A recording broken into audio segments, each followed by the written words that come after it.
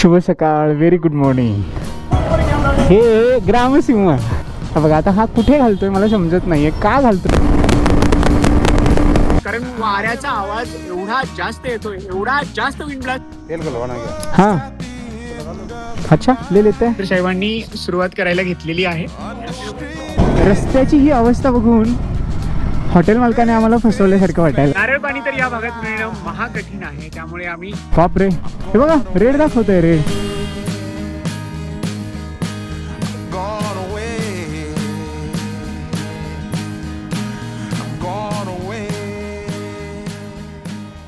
मुंबई ते जयपूर हा जवळपास 1200 किलोमीटरचा प्रवास करून पुरेशी विश्रांती घेऊन आज आपली मोटरसायकल पुन्हा सज्ज झालेली आहे एका नवीन मोहिमेसाठी. जयपूरमध्ये स्थायिक होऊन 2 महिने उलटून गेलेले आहेत आणि गोवा राईडला 6. दरम्यानच्या काळात मोटरसायकल राईड करू शकलो नाही, त्यासाठी शिफ्टिंगची कामे, कुटुंबातील एका सदस्याचा लग्न समारंभ आणि आपली नवीन स्कोडा या आणि अशा बऱ्याच गोष्टी कारणीभूत आहेत. मात्र आज आपण निघतोय लडाख वारीसाठी. आपली 2026 ची लडाख राईड आजपासून सुरू होत आहे. या मोहिमेमध्ये आपल्या सोबत असणार आहेत आपले सरसेनापती सरफराज फराज म्हणजेच आपले लाडके समीरदा आणि आपले वैद्य बुवा म्हणजेच डॉक्टर विशाल भंडारी. डॉक्टर साहेब काल रात्रीच जयपूरमध्ये आलेले आहेत. आजचा आपला नियोजित प्रवास जयपूर पासून अमृतसर पर्यंत असा होता, पण त्याची विभागणी आपण जयपूर ते करनाल आणि करनाल ते अमृतसर अशी केलेली आहे. मात्र हे आपण का केलेलं आहे याचा जाब समीरदांना आल्यावर विचारणार आहोत, कारण त्याच माणसाने गोंधळ घातलाय आणि त्यामुळेच ते उशिराने निघतायत. तर नमस्कार मित्रांनो, माझे नाव अजिंक्य दळवी आणि स्वागत आहे तुमचं पुन्हा एकदा आपल्या मराठमोळ्या ब्लॉगमध्ये. तर आजपासून आपली ही लडाख वारी सुरू होत आहे. प्रवासाचा हा पहिला दिवस आहे. सर्व तयारी झालेली आहे. सर्व साहित्य बाईकवर माउंट करूयात आणि प्रवासाला सुरुवात करूयात. तत्पूर्वी आपल्याला आपल्या सरकारी अधिकाऱ्याला एका ठिकाणी सोडायचं आहे, तर त्यांना आधी सोडूयात आणि मग डॉक्टरचा दरवाजा ठोठवूया.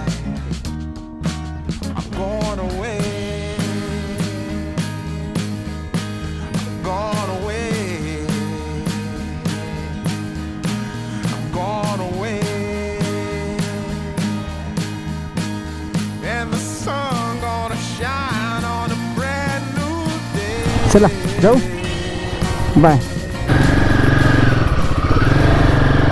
डॉक्टर साहेबांचा दरवाजा ठोठावायची वेळ आलेली आहे. शुभ सकाळ, व्हेरी गुड मॉर्निंग. नाश्ता करूनच निघूयात.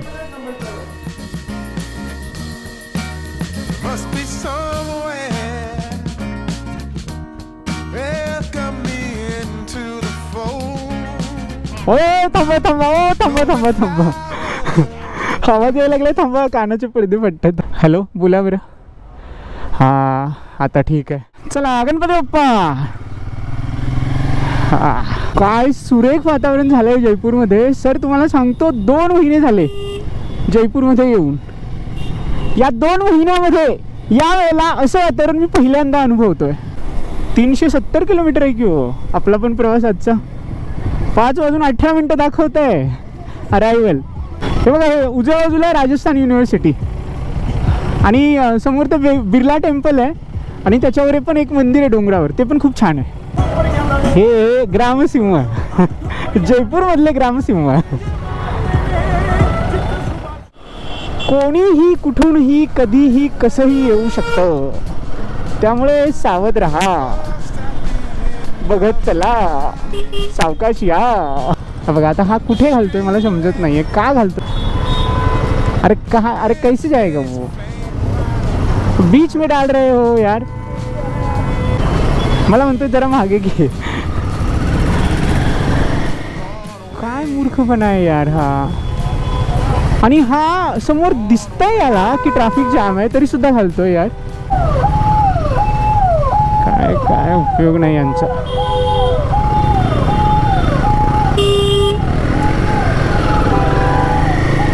अवघड आहे बाबा खरंच. चला चला सरळ. मगाशी तो रिक्षावाला माझ्या समोरून जात होता, त्याच्या चेहऱ्यावर काही भावच नव्हते, काहीच एक्सप्रेशन नाही. आणि मी हवा देतो काही नाही, त्याचं तो चाललाय. काही ब्रेक दाबायची पद्धत नाही, बघायची पद्धत नाही. आपण जयपूर शहरामधून बाहेर आलेलो आहोत असं या रस्त्यावरून आणि रस्त्यावर दिसणाऱ्या वाहतुकीवरून सध्या वाटत तरी आहे. आणि आपण जात आहोत या नॅशनल हायवे क्रमांक 248 मधून. साहेब असं करू नका, कृपया आरसे लावा. आरशामध्ये लावल्यानंतर बघत चला. तुमच्या जीवाची सुद्धा पर्वा आम्हीच करायची, मग तुम्ही काय करणार. तर हा आहे नॅशनल हायवे क्रमांक 248 आणि अजून एक 30 किलोमीटर तरी आम्ही या हायवेवरूनच जाणार आहोत. काय भानगड, राजस्थानमध्ये हत्ती.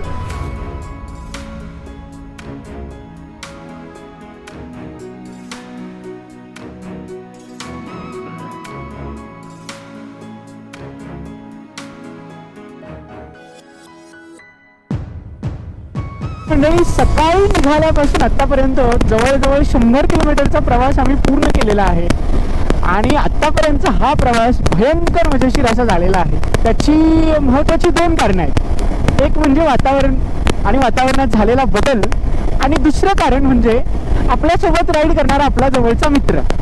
या 2 कारणांमुळे आत्तापर्यंत हे 100 किलोमीटर कसे गेले समजलं सुद्धा नाही. की 269 नाही म्हणजे एक 300 किलोमीटर मी हे पानिपतचं लोकेशन लावलं आहे आणि तिथून पुढे 25-30 किलोमीटर अंतरावर करणार असेल तर तो प्रवास सुद्धा मजेशीर व्हायला हरकत नसणार आहे. तर मंडळी, सकाळी प्रवास सुरू करताना आम्ही दोघांनी एअर प्लग्स घातले नव्हते आणि आतापर्यंतच्या या 100 किलोमीटरच्या प्रवासामध्ये आम्हाला त्याचं महत्त्व समजतंय. त्यामुळे आम्ही दोघेही इथे एअर प्लग घालण्यासाठी थांबलेलो आहोत. सकाळी निघाल्यापासून जवळपास 110 ते 120 किलोमीटर अंतर आम्ही आतापर्यंत पूर्ण केलेलं आहे. आता एअर प्लग घालूयात कारण वाऱ्याचा आवाज एवढा जास्त येतोय, एवढा जास्त विंड ब्लास्ट होतोय. आम्ही दोघं एकमेकांशी काही बोलतोय, बऱ्याचदा तेही ऐकू येत नाहीये. सर मागे त्यांच्या बॅग मध्ये एअर प्लग शोधताय, मी मात्र वर ठेवलेले आहे.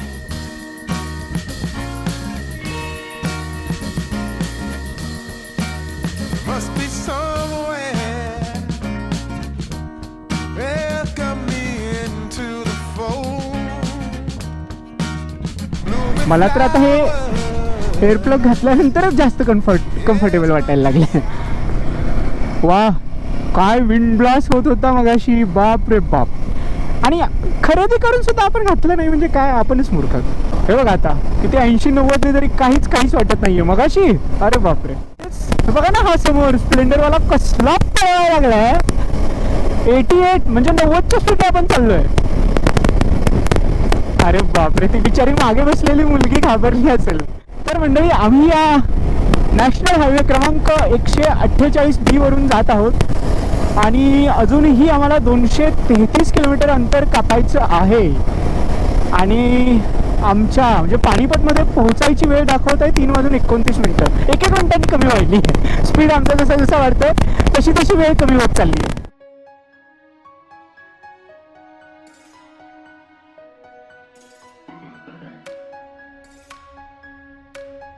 ही स्वतंत्र लेन सोडली आहे म्हणजे या हायवेवर ऑफिशियली 2 व्हीलरला परवानगी आहे. तर थांबू नका, पोलीस आहेत. चला, तुमचे तुमचे फॉग लॅम्प आहेत, बाकी काही नाही. पकडतात हरियाणामध्ये. या इथं पुढे या. 213 बघा ना तुम्हालाच माहीत. मी ट्रिप मीटर 115 किलोमीटर मी ट्रिप लावून झालंय. फुलअप करावं लागेल, माझं फ्यूल कमी झालंय. तर आता एक काम करूया, जो फ्यूल पंप येईल त्या फ्यूल पंपावर फ्यूलअप करूया.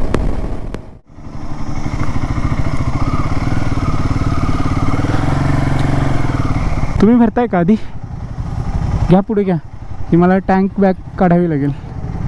वो जो हाईवे है उस पर 2 व्हीलर नहीं जा सकती ना? नहीं, ये नहीं जाता. तो यहीं से जाना होगा आगे पानीपत. अच्छा है क्या रास्ता ये? रास्ता साफ है, रोड. ओके, तेल डलवाना क्या? हाँ उस पे लगा लो.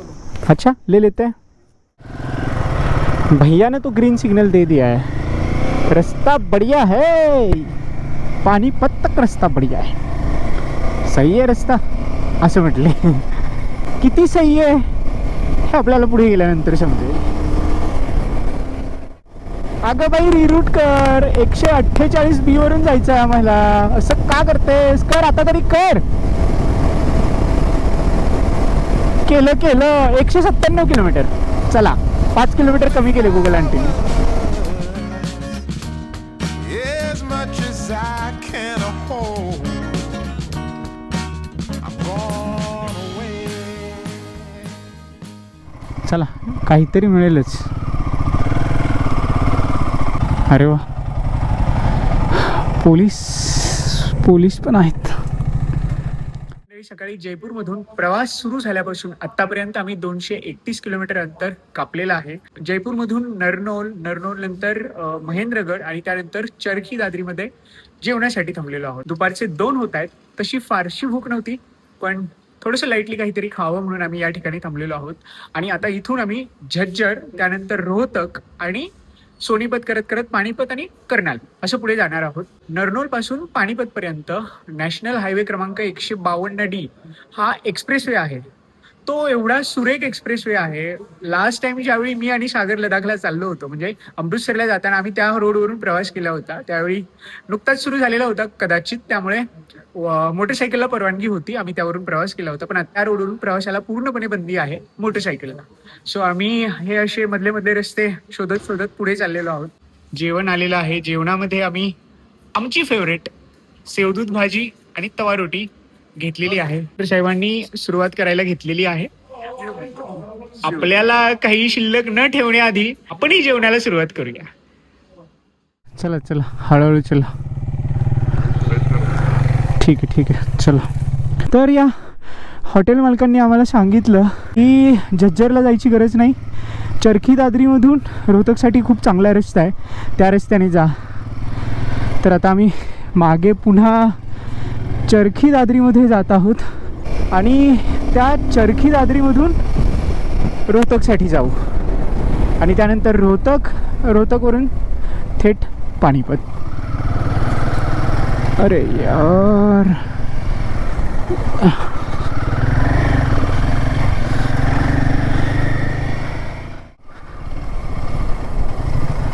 खूपच मोठी शिंग आहेत यांची.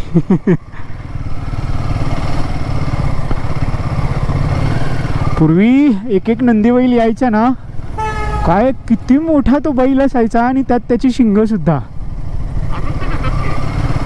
पण प्रमाण फार कमी झालं असं नाही वाटत तुम्हाला? पूर्वीसारखं नाही राहिलं आता. रस्त्याची ही अवस्था बघून हॉटेल मालकाने आम्हाला फसवल्यासारखं वाटायला लागलंय. हो दादा, अहो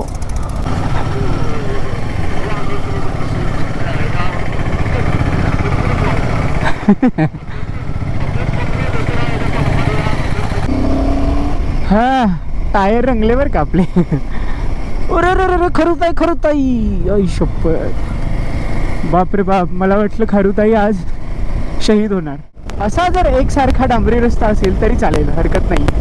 पण काय होत आहे, मध्ये मध्ये खराब रस्ता येतोय, रस्त्याची कामं सुरू आहेत, त्यामुळे डिस्टर्ब होतोय आम्ही बऱ्याच वेळा. हा हे बघा, आला हा पुन्हा खराब रस्ता म्हणजे ऐक 100 ते 200 मीटर असे पुन्हा सिमेंटचे पॅच अचानक येतात. पुन्हा मग ते सिमेंटचे पॅच संपल्यानंतर ज्यावेळी डांबरी रस्ता येतो त्याच्यामध्ये थोडासा खराब पॅच असतो, त्यामुळे त्रास होतोय. हा बघा, हा समोर जो रस्ता दिसतोय हा आहे 152D, नॅशनल हायवे क्रमांक 152D एक्सप्रेसवे आहे हा, अंबाला टू नरनौल. या हायवेवरून आम्ही जाऊ शकत नाही कारण मोटरसायकलला या हायवेवर बंदी आहे. अरे काय, अरे हो, प्रवासी चढल्याशिवाय तो पुढे नेणार नाही बाबा. का हॉर्न धरून ठेवलाय? हा काय करतोय बरं? अच्छा, एस टीमध्ये बसतोय होय. मी म्हटलं एवढ्या गडबडीत कुठे निघालाय? 3:24 झालेली आहेत आणि अजूनही आम्हाला 96 किलोमीटरचा प्रवास करायचा आहे. म्हणजे तरी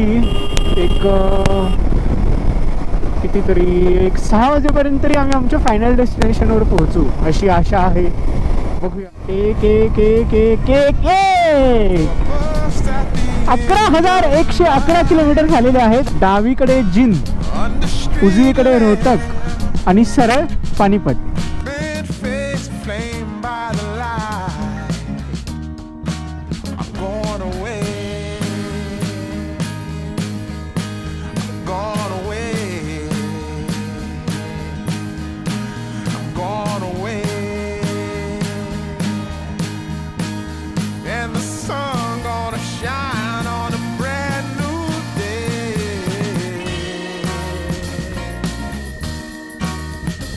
जेवण केल्यानंतर तिथून आम्ही जवळजवळ 50 किलोमीटर पुढे येऊन रोहतकमध्ये काहीतरी थंड पिण्यासाठी थांबलो होतो. इथे आम्ही हा बदाम शेक घेतलेला आहे, कारण बऱ्याच वेळपासून थोडं डिहायड्रेट झाल्यासारखं वाटत होतं, त्यामुळे आम्हाला काहीतरी प्यायचं होतं. नारळ पाणी तर या भागात मिळणं महाकठीण आहे, त्यामुळे आम्ही बदाम शेक घेतो. आणि हायवे सुरू झालेला आहे आणि हा रस्ता हा असा 4 पदरी हायवे आहे आणि हा हायवे पाणीपत आणि तसंच पुढे कर्नाल पर्यंत असणार आहे. त्यामुळे आता फार वेळ लागणार नाहीये कर्नालमध्ये पोहोचायला.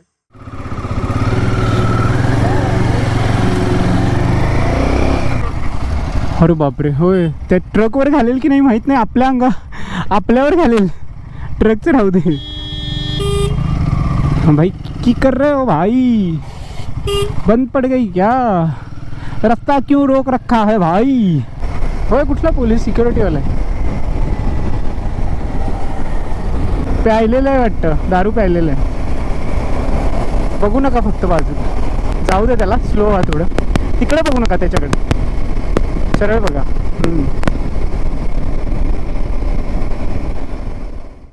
तर मंडळी, आमच्या मागे एक R15 वाला मुलगा येतोय.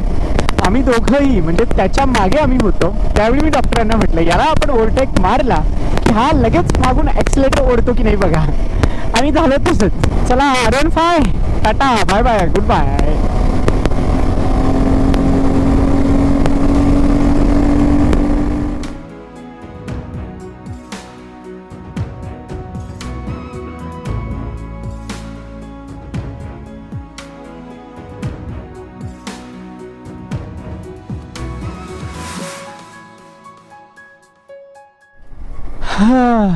पानिपत सरळ. तर मंडळी, पानिपतमध्ये आपण आलेलो आहोत. पानिपत महाराष्ट्राच्या इतिहासामध्ये पानिपत या नावाला एक अनन्यसाधारण महत्त्व आहे. महाराष्ट्राचे माजी मुख्यमंत्री यशवंतराव चव्हाण ज्यावेळी पानिपतमध्ये आले होते, त्यावेळी त्यांनी गाडीतून उतरून या जमिनीवरील माती मुठीमध्ये घेतली आणि ढसाढसा रडले होते. पानिपत महाराष्ट्राच्या इतिहासातील एक काळं शहर. या शहरामधून आपण पुढे कर्नालकडे जातोय. मात्र मन थोडंसं भरून आलंय की त्या पानिपतच्या युद्धात महाराष्ट्रातील असं एकही घर नव्हतं ज्या घरातील प्रत्यक्ष किंवा अप्रत्यक्ष कोणीतरी मरण पावलं नव्हतं. अजून 34 किलोमीटर पुढे कर्नाल आहे. इथे बापरे, हे बघा रेड दाखवतंय, रेड. रस्त्याची कामं सुरू आहेत. हो, हे काय 27 किलोमीटरचा प्रवास अजून शिल्लक आहे. आणि सरांच्या मित्रांनी आम्हाला अजून लोकेशन पाठवलेलं नाहीये. घरात घेणार ना सर आपल्याला. अरे अरे कसलं आदळ बघा हे. होय होय, त्या तो म्हणणार मला काही फरक पडत नाही, जसं मी म्हणतो ना खड्ड्यात गेल्यानंतर स्पीड ब्रेकरवर, तसं. तर मंडळी, सरते शेवटी आम्ही 5:41 कर्नालमध्ये पोहोचलेलो आहोत आणि आम्हाला सरांच्या मित्राने लोकेशनसुद्धा पाठवलेला आहे. सो आम्ही किती किलोमीटर आहे सर आपलं डेस्टिनेशन? 2.6. इथूनच आहे ना, खालून सावकाश राईट साईडला घ्या. बापरे, भलतीच मोठी कॉलनी आहे. 6 वाजता आम्ही कर्नालमध्ये पोहोचलेलो आहोत. हे डॉक्टर साहेबांच्या मित्रांचं घर आहे. तर इथे आम्ही आज मुक्काम करणार आहोत आणि उद्या इथून आम्ही अमृतसरपर्यंतचा प्रवास करणार आहोत. ऍक्च्युली आज तो प्रवास करायचा होता, पण समीरदांनी घातलेला जो गोंधळ आहे, तो गोंधळ आम्हाला व्यवस्थित करण्यासाठी आज इथे मुक्काम करावा लागणार आहे. त्या निमित्ताने डॉक्टर साहेब त्यांच्या मित्राशी सुद्धा भेटतील, हा त्याच्या मागचा हेतू होता. तर आजचा ब्लॉग आपण इथेच एंड करूयात आणि उद्या भेटूयात कर्नाल ते अमृतसर या प्रवासामध्ये. और इतना सा कप में आई थी चाय. हाँ, वो कटिंग बोले तो क्या कुछ समझ इसने में पूछा इसका करो क्या. नहीं, वो चाय छोड़, वो हम पुणे में खाना खाने चले गए, इतना सा दही दे दिया. इतना दही तो हम छोड़ देते जो बाद में खाते हैं.